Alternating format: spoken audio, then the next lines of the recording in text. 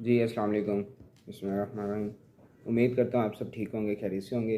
जी आज का जो मेरा मेन टॉपिक है वो है 165 विद होल्डिंग की टैक्स रिटर्न कैसे करें। ठीक है, 165 विद होल्डिंग टैक्स रिटर्न जो कि हर क्वार्टरली आपकी होती है। ठीक है, अब क्वार्टरली क्या होता है?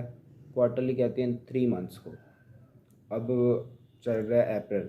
ठीक है, अप्रैल में अब होगी प्रीवियस 3 मंथ्स की, जैन फेब मार्च। ठीक है, तो इसको फाइल करना होता है और ये बहुत ज़रूरी है। अगर आप फाइलर हैं, अपनी इनकम टैक्स रिटर्न फाइल करवा रहे हैं, सेल टैक्स रिटर्न फाइल करवा रहे हैं, तो with holding tax return file करवाना भी बहुत ज़रूरी है। अब इसमें यह है कि जब आप with holding tax return file नहीं करते और आपको नोटिस आ जाता है तो इसकी एक क्वार्टर की जो टैक्स पेमेंट है वो है 10,000। 10,000 एक मंथ की है, एक मंथ की 10,000 है विद होल्डिंग ना करने की वजह से।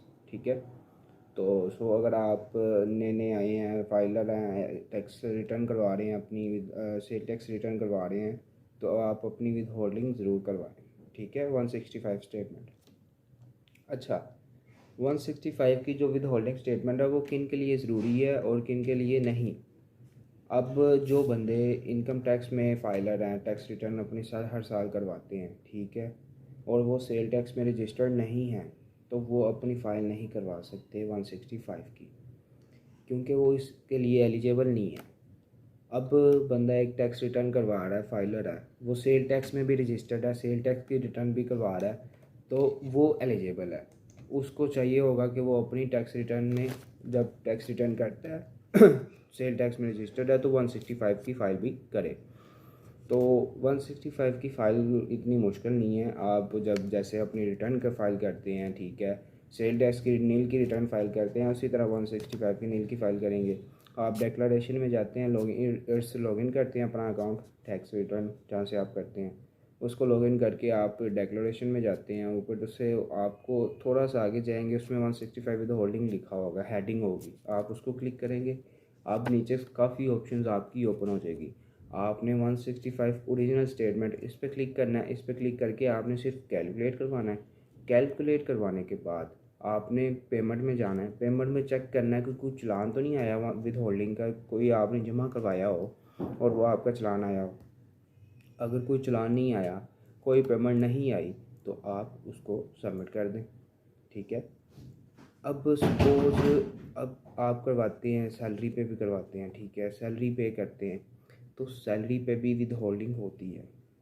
ठीक है, आप आपकी 50,000 से ऊपर है सैलरी, तो सैलरी पे भी विद होल्डिंग। जी, तो मैं आपको बता रहा था कि आपकी सैलरी पे भी विद होल्डिंग होती है। जिसकी सैलरी 50,000 से ऊपर है तो इसको भी विद होल्डिंग होती है। उसका हम चालान बनाते हैं एडजस्टेबल टैक्स का 149। उसका जब चालान जमा हो जाता है तो फिर हम विद होल्डिंग की जब टैक्स रिटर्न फाइल करते हैं 165 की, तो वो उसमें आ जाता है। ठीक है, उसको फिर हमने अलग से शो करवाना होता है कि इतनी बंदे की सैलरी थी, इतना चालान था और ये सारा मामला था, इस डेट का था, इस मंथ का था। ये सारा करवा के हम उसको सबमिट कर देते हैं। तो जब जिसकी आप विद होल्डिंग करते हैं ना, जो सैलरी पर्सन होता है, अब वो जब अपनी टैक्स रिटर्न करेगा ना, तो वो उसके अकाउंट में ऑटोमेटिकली आ जाएगा। जो चालान आपने जमा करवाया ना विद होल्डिंग के, वो उसके रिटर्न में आ जाएंगे। उसको चालान वो दोबारा से जमा नहीं करवाना पड़ेगा, जो उसने सैलरी में से विद हेल्ड करवाया हुआ है तो वो उसमें से मैनेज हो जाएगा।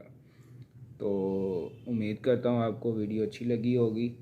अगर आपको कुछ भी चीज़ पूछनी हो, income tax, sale tax, IPO, chamber, trademark, कुछ भी आपको रिक्वायर्ड हो, पूछना हो सेल टैक्स, तो मैं हाजिर हूँ। आप हमारी सर्विस ले सकते हैं। हमारा ऑफिस माल रोड पे है, आप विज़िट कर सकते हैं। ठीक है, आपको इंशाल्लाह टॉप प्रायोरिटी पे काम मिलेगा और फास्ट ट्रैक पे काम मिलेगा आपको, और गारंटी वाला काम मिलेगा। ये नहीं कि बस आपसे पैसे ले लिए और काम आपका पूरा ना हो।